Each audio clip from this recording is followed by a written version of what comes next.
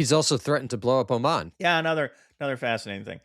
This has to do with the status of the Strait of Hormuz. Seems like it will be reopened at least during this initial 60-day period, which could be renewed. If they're negotiating or if they just want to not go back to war, they could certainly renew that. And in that time, apparently, at least from the U.S. side, the interpretation is that the strait will be reopened. However, the Iranians have been talking about setting up a permanent fee structure. They're not calling it tolls anymore because the international legal implications of that are somewhat dicey for them. But they've started talking about setting up a fee system for ships kind of traversing the strait. It's unclear what services they would be providing. Then, like promising not to shoot a missile at your tanker is not a service that one can actually charge. So they would have to come up with something, in terms of actually providing service to these vessels as they're transiting the strait to justify that. But they're still talking about this, and they have started apparently having serious discussions with the Omani government. The New York Times reported, I think last week, that the Omanis had finally started to